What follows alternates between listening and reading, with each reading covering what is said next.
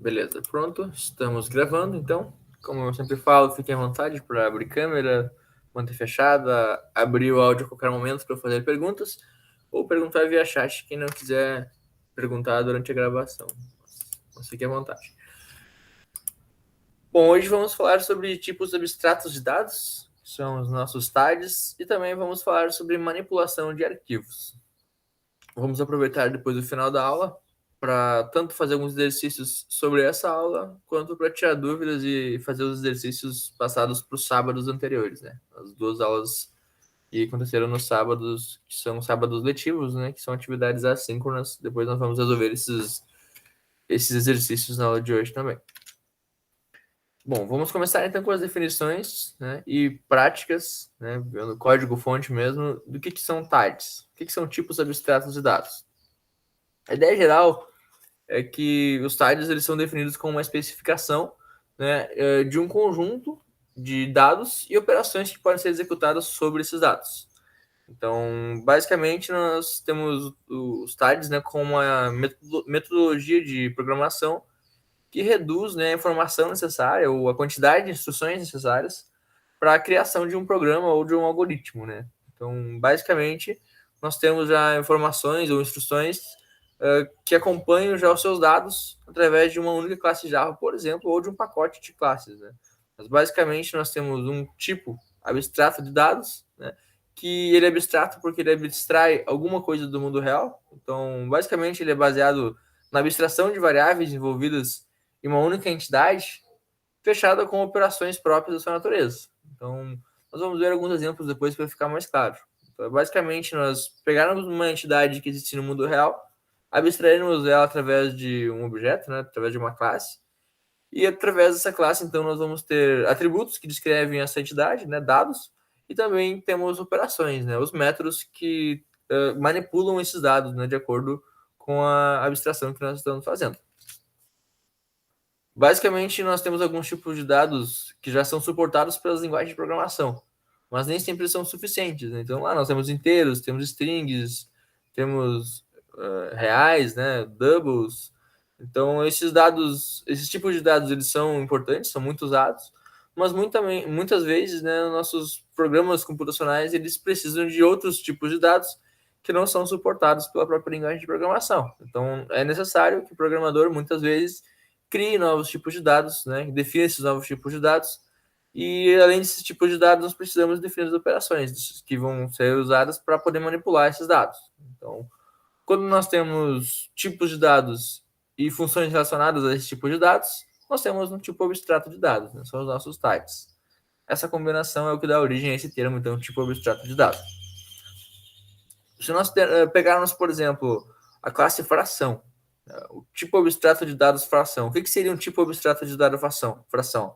Então, se nós pensarmos numa fração no mundo real, o que é uma fração, né? São dois números, um sobre o outro. Nós temos o numerador e o denominador, né? Então, dois números inteiros, né? Uma fração é representada por dois números inteiros. E a partir desses dois números, nós temos algumas operações, né? Podemos, por exemplo, solicitar a divisão desses dois números, né, da fração, para descobrir qual é o valor real, né? Ou seja, o valor, né, com cargas decimais e com vírgula e tal, que aquela fração representa. Então, temos um meio, né, 1 sobre 2, que representa 0,5. Então, como que nós conseguimos extrair do Java, né, ou da nossa linguagem de programação, seja ela qual for, essa informação? Né? Nós precisamos de um tipo abstrato de dado para isso. Então, nós temos dois dados, que é o numerador e o denominador, e vamos criar algumas operações que pegam, por exemplo, esses dois números e fazem a divisão, multiplicação entre frações, enfim, qualquer operação que eu vou fazer utilizando frações e os seus dados, pode ser feito tanto através de um método, né, em qualquer classe que faz isso, ou, da forma mais organizada, nós podemos ter uma única entidade chamada fração, que abstrai uma fração do mundo real com os seus dados de operações, né, pertinentes a uma fração. Então, aqui nós temos um exemplo, né, de uma classe fração com dois inteiros, e nós vamos ter, então, primeiramente, seus métodos de acesso, né, que nós já vimos nas aulas anteriores. Métodos de acesso são aqueles em que nós precisamos ter a nossa visibilidade, né? Ele é público. Nós vamos ter o seu retorno. Então, esse aqui é void, não tem nenhum retorno. e tem o nome do método, né? Set numerador. Já vimos também que métodos getters e setters servem para definir o valor de uma variável ou recuperar, né, de uma forma encapsulada. Então, no caso do set, nós estamos definindo um valor para a nossa variável numerador da nossa classe fração. Então, nós temos um método público que não tem retorno, que tem o nome set numerador, e como parâmetro, né, os argumentos que esse método tem, a entrada que ele tem para conseguir executar a sua operação, é um inteiro do tipo, né, uma variável, né, um atributo do tipo inteiro, né, chamado numerador. Então, basicamente, nós estamos passando um inteiro, numerador, para ser armazenado no this.numerador. Por que this? Porque é desta classe, né? Então, esse método que ele está dentro da classe fração, então ele se refere à própria classe fração, está salvando na variável numerador da classe fração, por isso this, o valor que ele recebe por parâmetro, numerador. Né? Como nós também já falamos nas aulas anteriores, esse numerador aqui, né, depois do igual, ele está em preto, assim como o numerador que está em preto, né, do argumento que está sendo entrado, passando como entrada para esse método set numerador. Então, na prática, esse valor aqui está sendo passado para essa variável, né, é a mesma variável. Já esse numerador em verde, né, ele se refere ao numerador da classe fração. Então, basicamente, nós estamos atribuindo o valor recebido por parâmetro para a variável numerador da classe fração. Então, beleza, esse aqui é o nosso método set. Além do método set, nós temos que ter o nosso método get, né? Então, nós tínhamos o exemplo aqui para o numerador, vamos ter a mesma coisa para o denominador.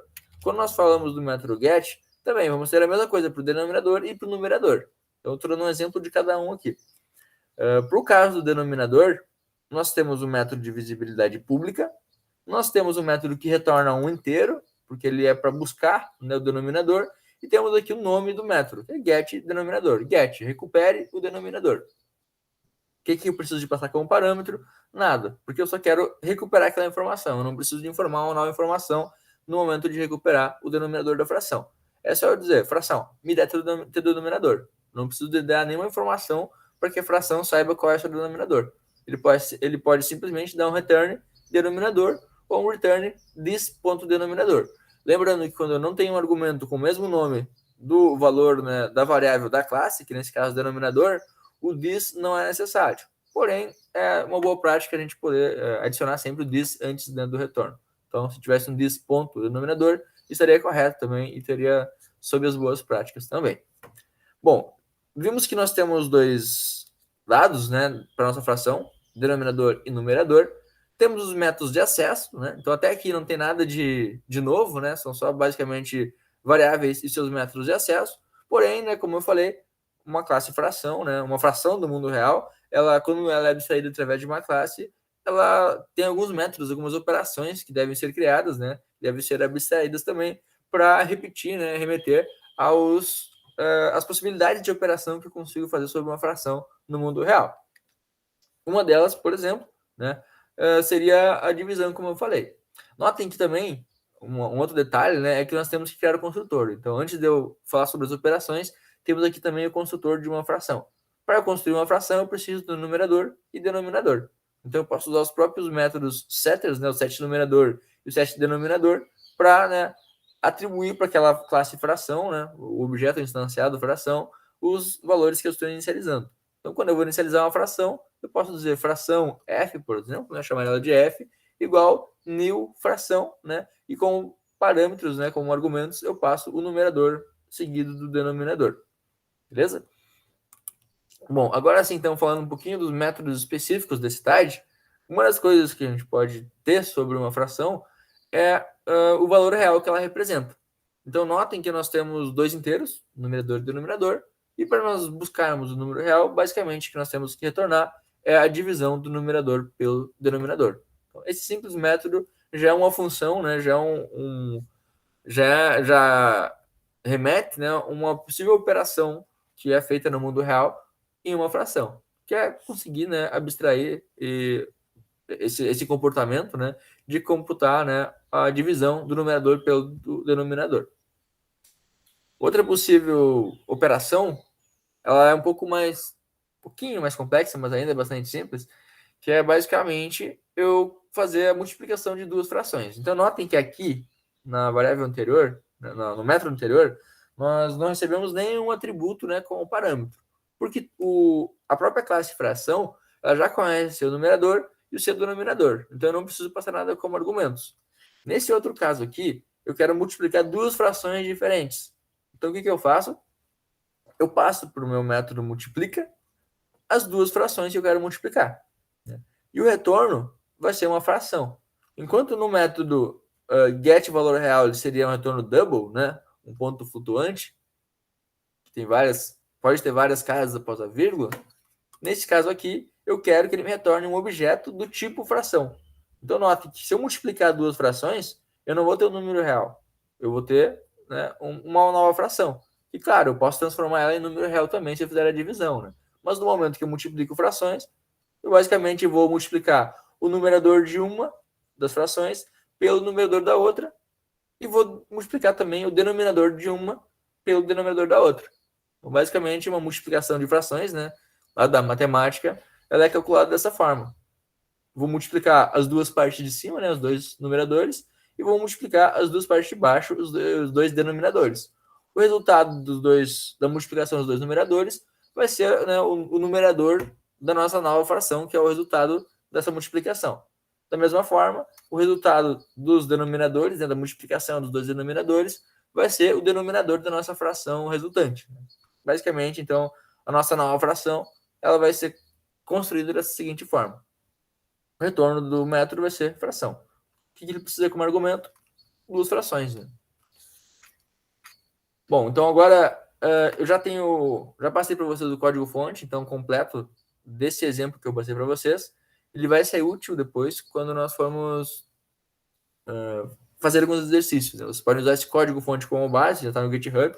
Então, se eu abrir aqui,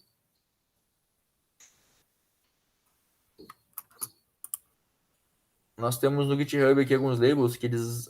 o comentário, né, da nosso versionamento, nossos commits, eles sempre têm o nome da aula. Então, se vocês perceberem que é a aula 5, por exemplo, e abrirem, né, o Git aqui, perceberem que tem um pacote aula 5 com o label aula 5, nós podemos abrir aqui e o código de hoje está todo aqui, tá?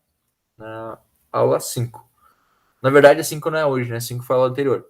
Então, nós vamos ter a aula 6 também. Ainda não está no GitHub, eu vou fazer o comment para vocês agora. E na aula 6, então, nós vamos ter esse código que eu acabei de mostrar. Deixa eu já abrir o... Peguei. Vou fazer comment para vocês da aula de hoje, então.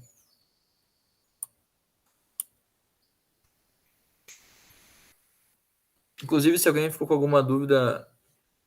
agora eu vi a pergunta do Jonathan, né? Se o resultado for uma dízima periódica, né? Ele vai exibir a dízima na hora de imprimir. Então, agora eu vou mostrar depois um exemplo. Pode ser esse próprio exemplo que a gente viu agora aqui. A gente pode fazer um teste. Nós temos aqui o principal, a classe principal é a classe tá de fração, foi o que a gente acabou de fazer.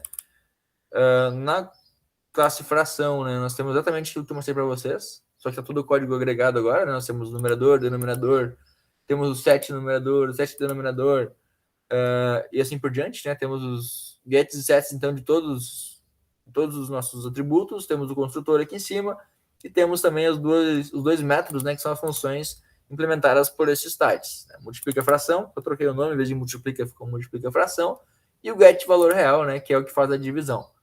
Notem que lá no slide, ele está de uma forma simplificada, está só numerador dividido por denominador. Porém, se eu dividir dois inteiros, o resultado esperado ele é um inteiro também. Então, o que acontece é que se eu não tiver essa conversão, e esse double.valueof, ele serve para converter um valor de inteiro para double, se eu não tiver essa conversão, se eu tiver apenas isso aqui, ó,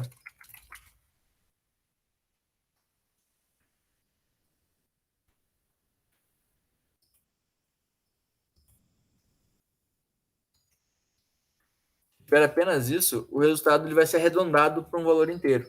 Então, a gente vai até fazer o teste agora. Eu vou abrir minha classe principal. Na classe principal, eu também chamei a classe de TAD de fração, tá? Poderes só fração, tanto faz. Só chamei de TAD para quando vocês olharem no nosso GitHub que vocês perceberem que aqui a gente está falando de TAD, né? O tipo objeto de dado fração, certo? Então, eu vou instanciar o F1, F2, que é a fração 1 e a fração 2, Até o correto é não dar letra maiúscula, né? Sempre começar com letra minúscula, vou até corrigir aqui. É uma convenção do Java, né? Ele executaria mesmo assim, mas o Java tem como convenção nomes de atributos, de variáveis, sempre ter começar com letra minúscula. Tá? Beleza, então temos a fração F1, fração F2. A fração F1 é 4 sobre 2 e a fração F2 é um 12 sobre 7. Então notem que o resultado de cima realmente é um inteiro, né? 4 dividido por 2 vai dar 2, enquanto que 12 dividido por 7 vai dar, né, um número quebrado, um número com vírgula. Então aqui basicamente eu vou imprimir o valor em real da F1 e o valor real do F2. Então eu já estou usando o tipo de dados. Notem que eu não preciso, nessa classe aqui principal, eu não preciso fazer nenhum cômputo para obter o valor real. Eu simplesmente vou dizer, faça 1, me dá seu valor em real, entendeu? Ela já vai me dar o valor que aquela fração representa em termos de números reais. Então, esse pequeno exemplo aqui mostra para que serve TAD. Para que serve um TAD? Para que criar o TAD de fração em vez de eu fazer tudo nessa classe? Exatamente para eu não precisar fazer tudo nessa classe. Então, eu tenho uma única classe, né, que é a fração, que ela é responsável por todos os comportamentos que uma fração tem. Então, se eu tiver um montão de classes diferentes, representando comportamento diferente, o meu código vai ficar sempre simples. Meu código não vai ficar gigante aqui, meu código, porque eu não preciso do meu método principal, ou em todos os métodos que eu precisar de calcular, né, o valor real da fração, eu estar repetindo aquela divisão. Eu vou definir uma única vez essa divisão e ela vai estar dentro da classe fração. E qualquer código que eu tiver, qualquer classe, basta eu dizer F1, me dá teu valor em real. A lógica, o cálculo, a fórmula para gerar esse valor em real vai estar dentro da classe fração. Eu não preciso nunca mais me preocupar com isso. Então, se eu executar esse código,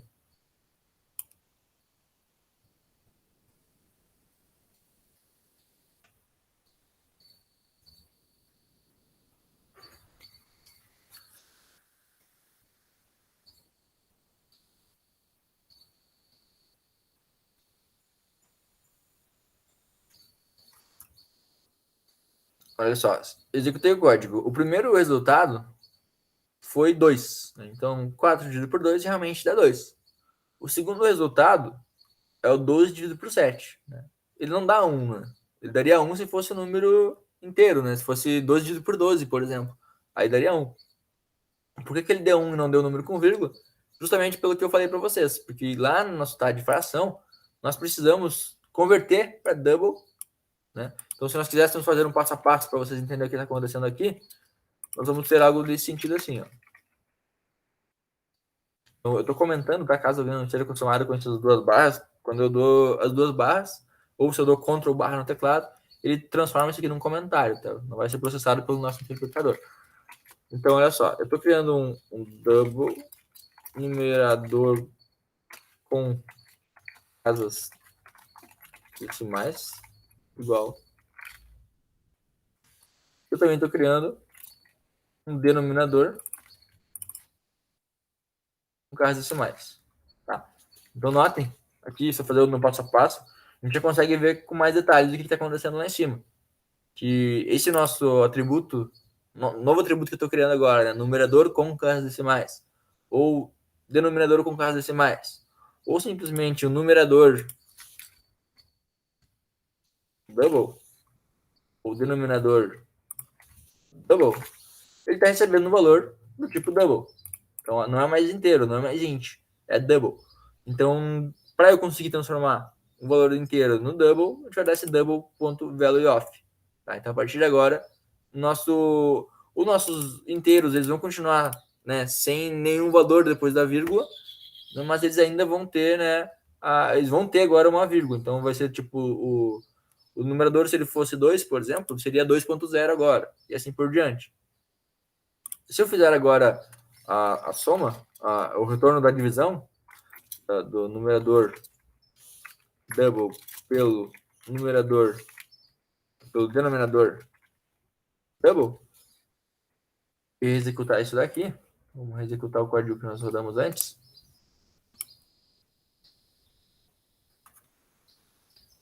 Podemos ver já que o resultado aqui, né, já deu 1.7, 1.4, enfim, deu número com várias casas após a vírgula. Se fosse uma dízima periódica, né, ele retornaria a dízima aqui, Porém, o double ele tem um número limite de casas após a vírgula. Então, seria, por exemplo, 1.77777, né, até chegar no limite, né, que o nosso double tem, né, após a vírgula. Então, temos o tipo de dado float, né, que ele tem um número X de casas após a vírgula, e temos o double também. Nas nossas primeiras aulas nós temos esse número no slide. Agora não tenho ele não tenho ele em mente, assim, né? Não lembro exatamente qual é o número do float e do double. Me fugiu agora. Mas eu acho que na nossa primeira aula tem um slide que mostra, né, o tamanho cada um desses tipos de dados suporta, né, após a vírgula. Então, respondendo a pergunta, se fosse dízimo, apareceria a dízimo aqui. Bom, então basicamente nós vimos que um tipo abstrato de dados, ele abstrai uma entidade do mundo real, nesse caso nós estamos abstraindo a entidade de fração. Nós temos atributos do mundo real, denominador e numerador, e temos operações também que uma fração na matemática, né, costuma oferecer, que é, por exemplo, a divisão. Aqui embaixo temos também um exemplo da multiplicação, né? Então, se nós multiplicássemos a fração f1 pela fração f2, nós vamos ter, vamos fazer assim, vamos fazer um sort, vamos salvar o valor dessas duas frações no f3. Então, eu vou dizer assim, a de fração f3 igual a f1 multiplica valor, multiplica a fração, f1 e f2. Então, eu vou dizer que f3 agora é a multiplicação de f1 por f2. A partir desse resultado, f3, eu consigo imprimir. Consigo imprimir o f3.get numerador. Se eu quiser mostrar como está a minha fração, eu posso usar o símbolo, né, de dividido. E posso dar um f3.get denominador. Vou executar isso daqui. Eu vou ver que o resultado da minha fração, 4 sobre 2 vezes 2 sobre 7, vai ser 48 sobre 14. Então, por que é isso? Por que resultou isso, né? Porque se eu multiplicar o 4 por 12 vai dar 48. Se eu multiplicar o 2 pelo 7, vai dar 14. Então, a nossa fração resultante é 48 sobre 14. Se eu quiser saber qual é o número, né, que representa 48 sobre 14, o número real que representa essa multiplicação, posso simplesmente, até aqui mesmo, posso adicionar um igual.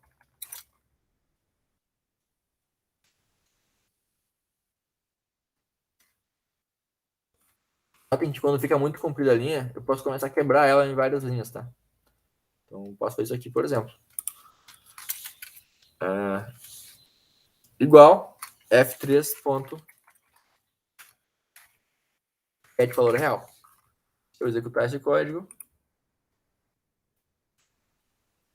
eu vou ter aqui a nossa fração 14 dividido por, 48 dividido por 14, né? Ela é igual a 3.42, etc. e tal. Né? Que é basicamente a divisão desses valores, ou a simples multiplicação também, né, dos nossos valores anteriores. Né? 1.7 vezes 2 daria 3.4. Né? Então, multiplicando também suas casas decimais, né, nós temos esse valor aqui como resultado da fração. Esse aqui é um TIDE que multiplica e divide os valores de uma fração. Né? Multiplica frações ou divide o valor, né, do numerador pelo denominador da fração. Bom, eu vou fazer comment agora então nesse código, para você já ter o primeiro TIDE da nossa disciplina no GitHub.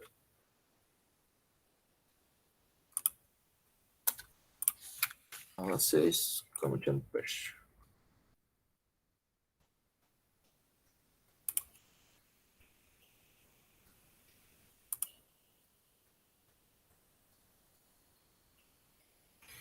Pronto.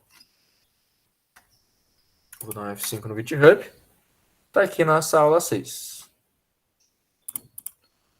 Os slides da aula de hoje já está no Moodle, então vocês podem pegar o próprio o link do GitHub, caso vocês ainda não tenham pego, pelo slide de hoje, ou também pelos slides das aulas anteriores, né, que eu também já passei para vocês esse link. Bom, vamos fazer um novo TIDE agora. Vamos fazer um TIDE do tipo ponto.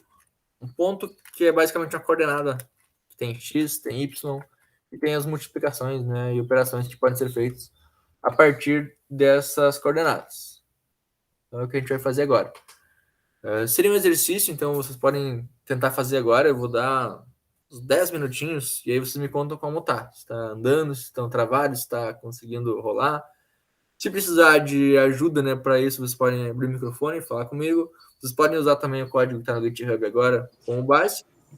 Fique à vontade para fazer o exercício agora, né? Eu vou parar a gravação nesse momento, depois a gente retoma quando a aula for continuar, mas vocês podem conversar à vontade agora.